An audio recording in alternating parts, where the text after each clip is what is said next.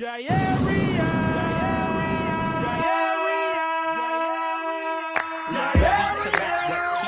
that? Tell the people that phony water is back. Like that?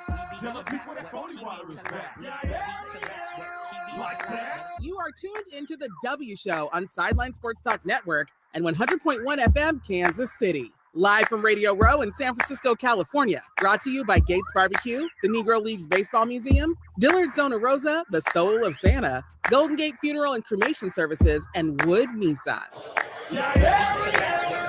Hey, we're back here live from Radio Row. San Francisco is where we are, beautiful sunny San Francisco, and we having some fun today. We have another guest joining us, Mr. Adam Rank, NFL Network fantasy analyst. What's up, man? How are you? What's going on, man? It's a beautiful day to be out here once again. I love this event so much, and I'm almost bummed that it's going to be ending right now. Yeah. And I know there's a game to be played and whatnot. Sure. This is the best part. This is what I look forward to all year.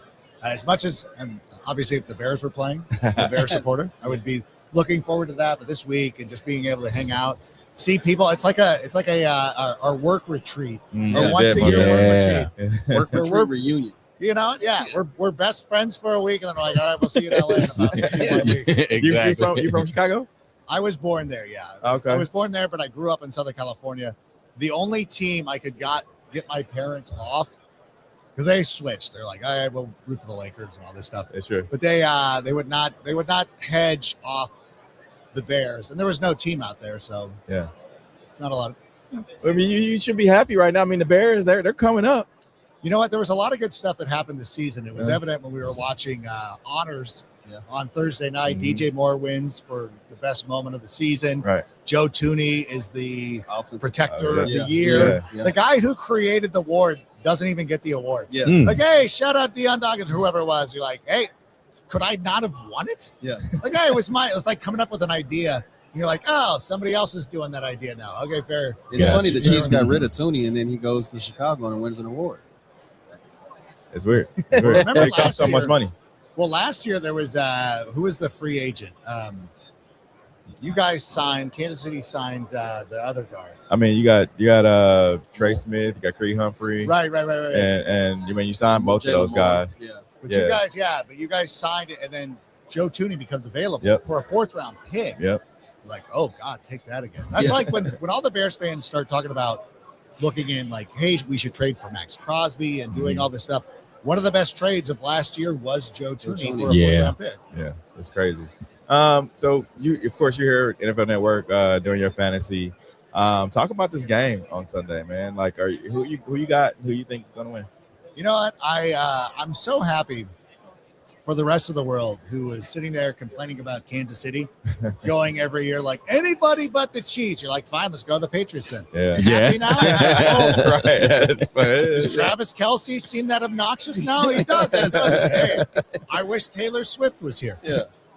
I really like this matchup. I think it's going to be a lot of fun. I think it'll be, a low-scoring game. It'll be one of those Super Bowls tend to be low scoring. First half can be underwhelming. Sorry. I don't know what that terminology means. I was just saying it was going to be under. Yeah. Whelming. Yeah. Sorry, I didn't finish the sentence. I really like it. And you know what? It's one of those things, too, where you look at stories and, coming up and watching Sam Darnold progress the way that he did. He was a guy, I live in Southern California, and I remember when he played high school football. He was a fantastic high school player. And I know everybody talks about Texas high school football as this big thing. High school football in Southern California, in particular Orange County and in the Inland Empire, Riverside County, some of these national programs come out of there, and Sam Darnold could have played for any of them. He could have gone to the ones that you hear of, like Orange Lutheran and Modern Day and all this stuff. He played for San Clemente High School. Not even one of the big public schools, just where his friends went is where he went, and he was outstanding, and he did great, and he goes to USC. And so watching him go through what he had to go through with the New York Jets, finding his way, making stops at Carolina and San Francisco. And it was really interesting when he was in San Francisco, because obviously whenever the quarterback goes down in San Francisco, you get CJ Beathard and Nick Mullins, those guys can come in and play fine for a game or two. the 2 games that Sam Darnold played in, he was He excellent. was dominant. And Yeah. it was like Brock Purdy expected to be out 6 weeks. Like, nope, it's 2. I'm good. I'm not going to get Brady'd out of this job. So Brock Purdy's back out of the field, and you're like, I remember thinking that, and I said, you know what? I really believe that Sam Darnold's got an opportunity. And when he went to the Minnesota Vikings, I'm like, perfect. Like, Yeah. Same sort of system, like same family, the Mike Shanahan coaching tree. Like, this is perfect. And then being able to do what he did in Minnesota, I'm glad they got rid of him because he was too good. I didn't enjoy it 2 years ago. But for him to get this chance in Seattle, I thought it was a great move. I'm like, you know what? That's perfect. Let him go out there and do his thing. And, watching him get an opportunity to go out there and win a Super Bowl, I think that's what we like to root for in sports. What about the coincidence that he's playing against the team in the Super Bowl that he said he's seen ghosts? Yeah, that's, it's one of those things. I feel like if he can beat the Patriots, he can put the ghost to rest. And the monkey off his back. Yep. The monkey off his He back. can kill 2 of them. So the whole thing, it is one of those things where it is such, like, I remember being there on Monday night, and we were at the opening night, and people are still asking him about that. And you're like, you know what, dude? Like, we could let that go at this point. Like, I don't know what he has to do, but it is his opportunity. Like, I literally will put the ghost to rest if he could go out there and win this game. So, and I guess too, if Sam Darnold beats the Patriots there, does that count as a Super Bowl win for the Jets? I finally beat the Patriots. It's a proxy Super Bowl. As an avid fantasy owner, is your mind still going even in the off season and in the playoffs Not and in the Super even, Bowl? not even a little bit. I keep getting caught off guard. Like, hey, give me your sneaky pick for next year. You're Right. like, Yeah, sure. I'm gonna start working on that on Saturday. Like that's Yeah. or on Monday. It's not a today thing. I was thinking about this because people were asking me who's going to be your number 1 pick, and obviously Jahmyr Gibbs now needs to be considered possibly the number 1 guy. Detroit's going to be great. Bijan Robinson, excellent choice, but I love CeeDee Lamb. Yeah. And I think CeeDee Lamb still got some value because, like, people will still go back, regardless of what Jamar Chase did last year. They'll be like, yeah, we still like Jamar. And I could see him ending up being the first receiver off the board. But if I'm down a couple of spots and I see CeeDee Lamb sitting there waiting for me, I'm all in. But you kind of relying on Dak. I mean, so That's a good quarterback. you're still relying on Dak. He's had some up and down last year or this past season. Great He was year. really really good. Great But guy. can he Yeah. duplicate that? Yes, You Dak think so? is a good Okay. quarterback. All right. I think we can be like Dak is a good quarterback. Okay. I don't want it because it comes at the expense of the Bears. Right.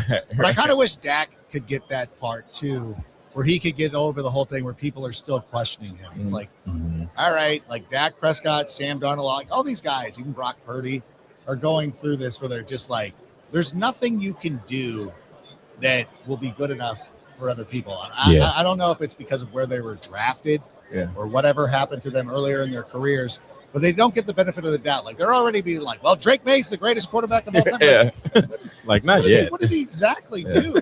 Last year was Jaden Daniels. They're like, God, he's better than Al. You're like, oh gosh, you guys let these guys play a couple of years. Whereas guys like Dak Prescott have played for seasons, and you're like, Yeah. And I'm happy you said it about Dak because I get a lot of flack, especially from this guy over here. Yeah. Because a couple years in a row, I said the Cowboys it was going to be Cowboys Chiefs Super Bowl. Oh. And now all of a sudden, I like the Cowboys and the Cowboys are my team and all this. So I'm taking some flack against Dak and all that. So I'm glad you said it about Dak. No, he's a good player. He is a good player. Are the Cowboys going to the Super Bowl now? You think he's the better quarterback in the NFC East? I still like Jalen Hurts. He doesn't. He does not. I think he's an average quarterback. Yeah, that's a tough opinion and a half. I think you was talking about earlier how one of the voters gave the pick to Justin Herbert because I think Justin Herbert is better than Jalen Hurts. Did I say that on the show, or were we talking ahead of time? I think we were talking ahead. We're off to hit. Yeah, it is an interesting thing because Jalen Hurts is actually the example of like there's nothing you can do that will ever get people to not. No. Somebody say like, all that, like he's done such a great job. He's a Super Bowl MVP, and people are like, Man. People just people don't like efficiency, and you could even date it back to Tom Brady versus Peyton Manning. Like when Tom Brady was super efficient, people didn't like that. They liked the yards. the animation of Peyton Manning, like pre-snap.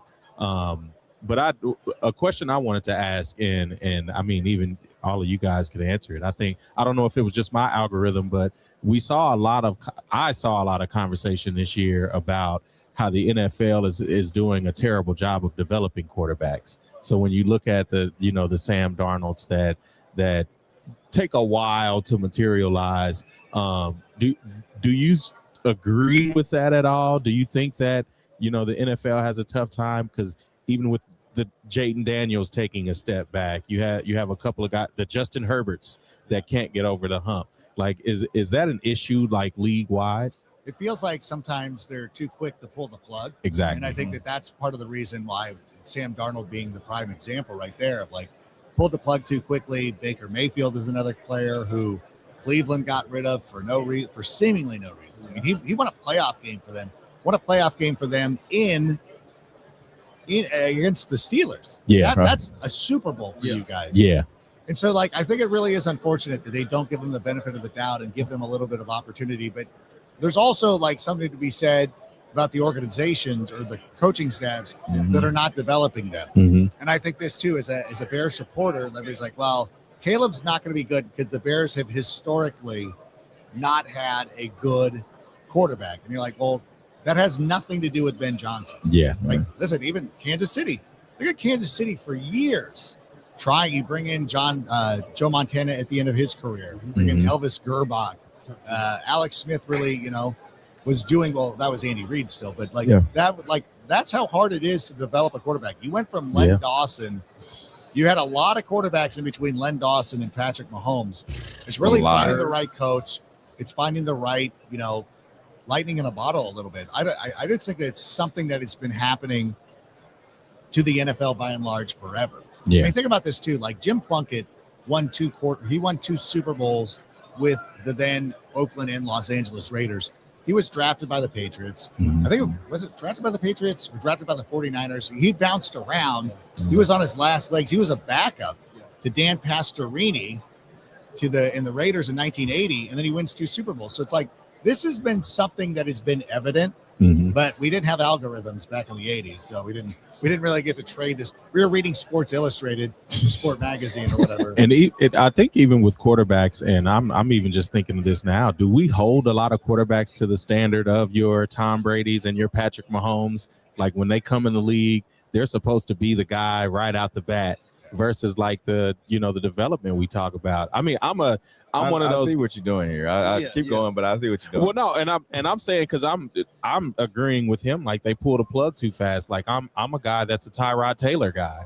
Like I think if you put a Tyrod Taylor in a situation where he's with a coach, and maybe it's not a Ben Johnson, but maybe it's it's a different mind at offensive coordinator that can pull a guy like that out, because I think Tyrod Taylor is a guy that, he's got the legs, so he's not going to be a statue in the pocket, but he can also throw he can make a lot of different throws. And I think certain guys like the Tyrods, the Jalen's don't get the respect, that they deserve. Yeah. And I thought he was going to go to the Shedeur route. That's what I felt like he was going to go to the Shedeur route. With what because Shedeur needs time, and I think this year was kind of indicative of that, because at the first game he played, it was like okay, we see something there. Second game he played, okay, we see a little bit more there, and if you give him that development, so again in the offseason, if you get somebody behind him, I think he can make that leap that we expect. Maybe not a leap to the Super Bowl, maybe not a leap to where he's leading the division, but I think he's a guy that could definitely compete. And I feel like Shedeur kind of got the bad end of the stick, because he had a lot of fans that wanted to put him on the pedestal so soon. And it was like, nah, even though you said it needs a little bit more time, all the fans didn't want him to have time. They want to just throw him out there. And I feel like, and even we talked to some quarterbacks earlier, some young guys, and they were just like, oh, well, sometimes just, you got to sit back and wait your turn. And then when your turn comes, you got to be ready. And I just didn't want him to go out there and not be ready. Part of that though was his family. Yeah. So wouldn't allow him. I saw it when Todd Monken Yep. met with him recently. He's like, we tried to draft you. Yeah. Yeah. We're going to talk about this at some point. That would have been the perfect place for him to go. Yeah. Yeah. And I really wish they would have saw that for what it was. Yeah. And been like, Lamar Jackson does miss games. Yep. And if he would have been in there in that offense with Todd Monken behind Lamar Jackson, he would have gotten his opportunities to play the games that Snoop Huntley Meaningful. played. Yeah. He would have played. And then he goes out there and he puts enough stuff on tape. And then eventually you're going to go out there and get yourself, they're either going to move on from Lamar or they're going to move you and you're going to go out and you're going to get paid somewhere else. And so that was, that's another thing too. And I think about the situation Justin Fields has been in. Like Yeah. Yes. all the Yeah, he's places in he another went. one of Like, those. Goodness gracious. If he gets drafted, so the 49ers, I believe that's the same draft where they took Trey Lance. Yeah. If it's not, or it's close enough, but it's like if he would have gone to a team like San Francisco where he could have sat for a little bit, developed a little bit more, even if he would have been, again, just getting a couple of years to sit there and grow and develop. I know that the Packer fans always pretend like that's not a thing. Yeah. Because well, Jordan Love didn't develop just sitting there for 3 years. I'm like, because they're always trying to play like, well, he's only a third-year starter. I'm like, he's going into his 7th year in this league. Yeah. Right. You do pick stuff up being that backup The quarterback. sponge, Yeah. man. It is. There is something about that. Like Patrick Mahomes benefited Miles from Smith. He sitting did. out Yep. for 1 year, and so you can't say that it's not an issue. And I think that with a lot of these quarterbacks, especially when you go to quarterback-starved teams like the Jets, Yeah. the Browns, the Bears, Yep. in some points, like you're Now being Miami, I think. rushed out of the field. Yeah, Miami's going to draft a quarterback probably and put him out there. Yeah. Like it's just going to be, and it just ends up being this cycle. Mm. Like if you were coming out, like Fernando Mendoza is going to go to the Raiders most likely. Yeah. It's like you don't want to be the backup or you don't want to do anything like that. But if you were drafted by a team that was going to allow you to sit and learn a little bit, your career would be much better off. Sure. And then the Raiders, I mean, they really just need to draft some, and not even draft some linemen, but if you get a few decent linemen, especially from your center to guard on either side. Yeah. I mean, with the mixture of, a young quarterback with a young guy in Genty, you could make some noise, and you'd almost be second to the Chiefs, if not beating the Chiefs. Yeah. Because I don't know. I feel like, What do you mean second to the Chiefs? well, because I'm saying I think they could compete with a Broncos and a Did you watch the Raiders in the last year? chart. Well, and that's what I'm saying. They had no offensive line. They had no And defense so- either. And so, like, to be able to have the talent that they have at running back, and the season that he had without an offensive line, you shore up that offensive line with him.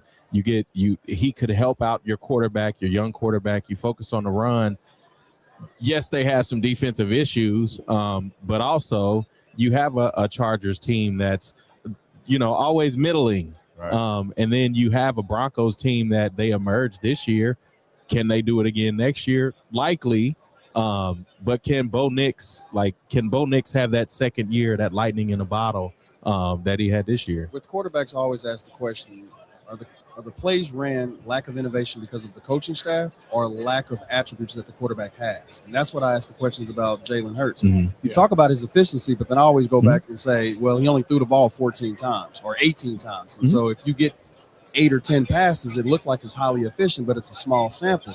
Is that because he can't throw into the windows, No. or because the coaching staff is not No. innovative enough to have him throwing in those windows? You could pull Because up. A.J. Brown was Mhm. saying a lot of things. The questions was, hey, what do you feel about the offense? And he said passing. What does that mean? Devontae Smith, sitting right next to him, was saying the same things, but A.J. Brown overshadowed him because he was more vocal. So is this a problem with Jalen or the offensive coordinator? Coordinator. Coordinator.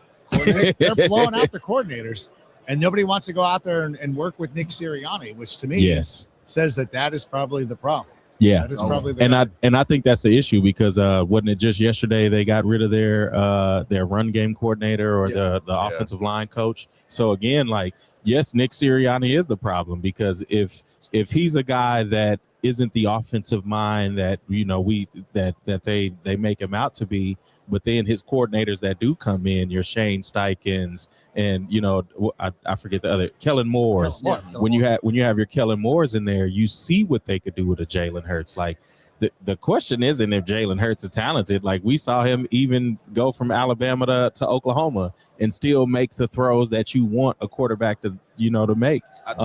But yes, coordinator. I think saying that it's Nick Sirianni is the problem in Philadelphia is the irony is that he's in the perfect spot to get fired after winning the Super Bowl and actually being the problem for the team. He is. It's like he can get fired and they'll say, "Oh, that's just Philly because he had one bad year." But then who else do you bring in? It's one of those situations where you wonder, similar to what happened in Baltimore, where you're like, I wish Mike McDonald was our coach. Yeah. Right now. But you couldn't get rid of John Harbaugh because he had just gone to the AFC Championship game. Are you going to be the coach? Are you going to be that team that's like, I got you.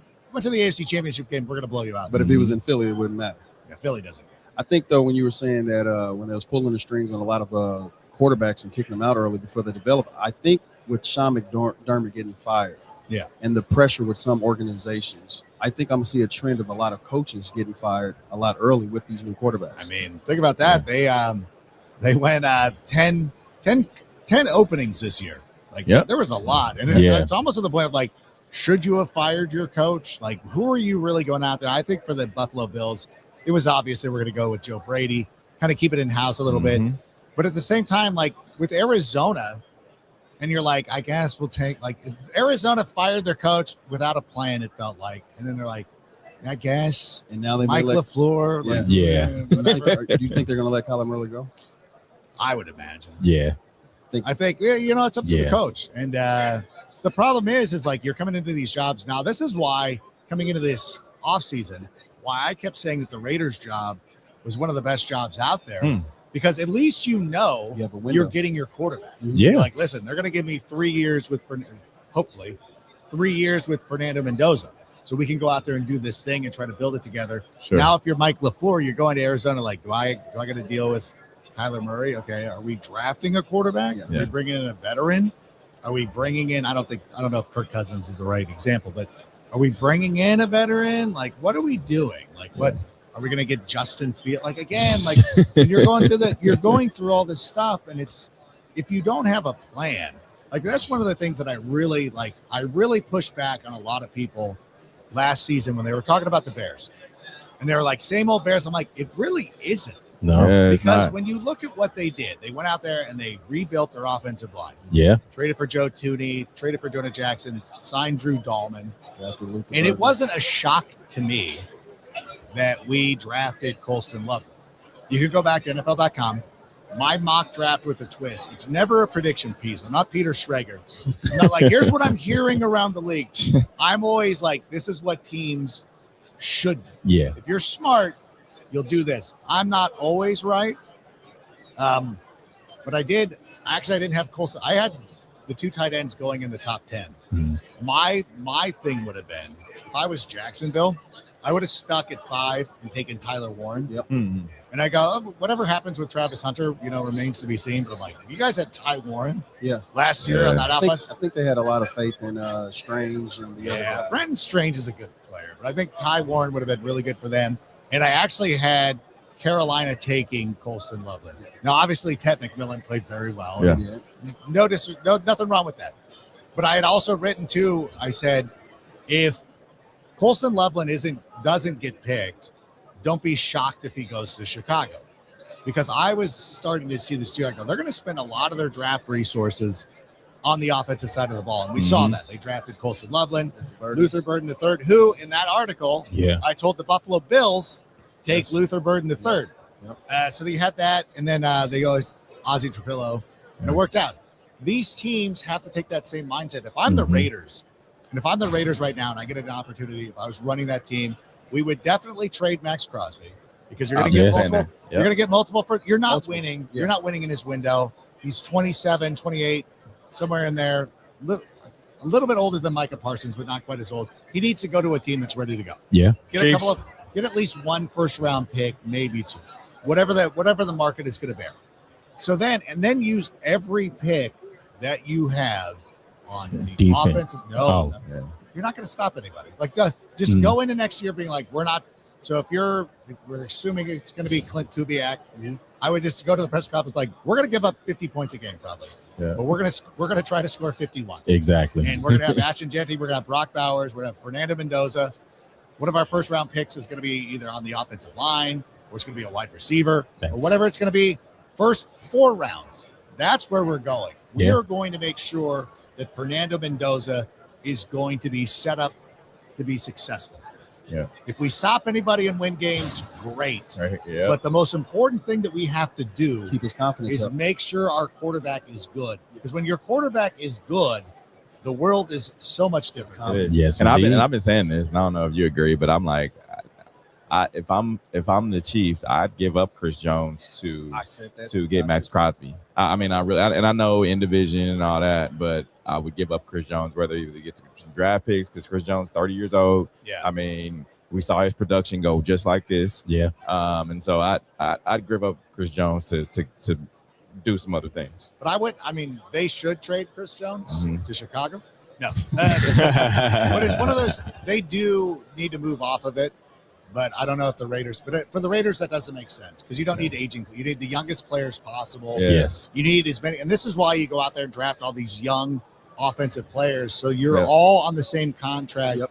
length Yeah, as he's got Fernando those. Mendoza. And then, we'll figure it out. That's what I said about Chris Jones a couple of years ago when he was in his first free agency. I thought the Chiefs should trade him when Miami had all the cap space and all the trades, so they can pick a younger front line, a healthier front line, and a lower expensive, less expensive front line, Mhm. and put it all on offense to help out to help out Pat Mahomes. Yeah. We had Coastal Loveland on the show the other day, and the first thing I asked him was like, "Hey, that pass to DJ Moore was amazing," and obviously he ended up winning later in the night. And I said, "You get to see him every day in practice. Is it even more exciting seeing him in practice?" And he said, "You wouldn't even imagine the throws. You think Chicago hit a lightning in the bottle, and with Oh, Ben yeah. Johnson coming in, Yes. I love it. so division winners next year." Again, yeah, repeat. Mm. I love it. I've been a Caleb Williams fan since his time at Oklahoma. So when he came into the league, and it was a great civil war in Chicago, where you had the Justin Fields people, you had the Caleb Williams people, Right. and I was just listen. I'm going to let the decision makers make this decision. They know better than I do. I get it. I get the science on both sides of it. They made the right deal because you do want, because the problem with keeping Justin Fields in that moment would have been you have to make a decision on if you're paying him or not. Yeah. But Justin Fields would be getting his 5th year deal, and Yeah. you'd have to do. Caleb Williams now is still going into his 3rd season, a more team friendly contract for a couple of years. So I think that they did, and I think that once we get out a couple seasons away, we're gonna look back and it'll be like Caleb Williams was for sure the top pick. Yes. He was the top pick. I think one of the quarterbacks we're missing, and I said this early on the show, was C.J. Stroud, and with that horrible game that he had in the playoffs. And I thought that they should have pulled him and put in David Mills. Do you think that rookie year for C.J. Stroud was like his peak, and that he's just plateauing down, and they should probably in the next 2 or 3 years think to go somewhere else with this defense that they have? I think that part of the problem is that he sunned Caleb Williams. that curse is held over him, and Chicago, maybe just me, but I always talk about that, you had to go up there and be Yeah. like, hey, you're gonna be good in this league. I'm gonna be better than you. Yeah. Don't Right. tell me. You don't tell me to stick with it. After my team lost, I Yeah. kind of wanted to see C.J. Stroud and Caleb Williams in the Super Bowl together to make an even better Super Bowl story. To say, hey, the guy that you tried to sign is now the guy you're going against in the Super Bowl. That would have been loved beautiful. that. Yeah, we were fantasy booking a lot of that stuff, but it does go to show you how difficult it is to win with a stacked defense, because the thing that is holding back that team is the quarterback. Yes. And so, would you trade being not as dominant on defense, but you have this amazing quarterback who can go out there and win you games? CJ Stroud's not going to go out there and win you a game. That we haven't seen that guy in a couple of years. I still Yeah. hope he's in there. I do like CJ Stroud. Yeah. I think he's a good player. I think he's, there's been some weird things that went on with firing CJ Slovic, whoever the coordinator was, Bobby Slovic. Bobby Slowick. Yeah. Yeah, firing him, who I think is in Miami now. He just resurfaced again. But it's I hope he comes through. But again, I don't know how much time he's going to be given with that, because that window's going to close. That defense is Really so good. fast. So Yeah. good. Adam, tell people how they can find you. Oh my gosh, there are so many different avenues. You can find me on the NFL Network. I have a Bears specific podcast called the Sick Podcast with Adam Rank. It's part of the Sick Media Network. Mine's the Bears Podcast, which is very good. If you're fans of Jim Rome, I do the After Hour with Jim Rome on his Fast channel, which is on Hulu and all the Roku and all that stuff. We Yeah. do that. We're doing it from here this afternoon at at 6 Eastern, 3 p.m. Pacific, Yeah. and Twitter, Facebook, all that stuff, all the stuff. If I haven't bored you too much, Oh, no, I yeah, appreciate you, man. Thank you. Yeah, Thank you for coming on with us. No, I appreciate it. Yeah. I had to tell everybody too. I blew you off yesterday because I had my shirt. I was waiting. Yeah. I was going to go out and Yeah. represent it. With the Satchel Paige shirt, man. What a Yeah. great story. I love history. Mhm. Yeah. I love the history of sport. And Satchel Paige and Josh Gibson, I've never seen these guys play, obviously. Right. But reading the stories, like two of my favorite players. Yeah, Josh Gibson's great grandson on the show Great-grandson. yesterday. Oh Yeah. my gosh. And if Yeah. you ever come down to Kansas City, look us up, man. We'll take you Oh, to the Negro definitely. Leagues, man. Get I you can't some Gates wait. barbecue and everything and talk Yeah. sports. Can't wait. Yes, sir. Appreciate you. That's Thank Adam you. Rank. We'll be back here live later on with more guests here at Radio Row.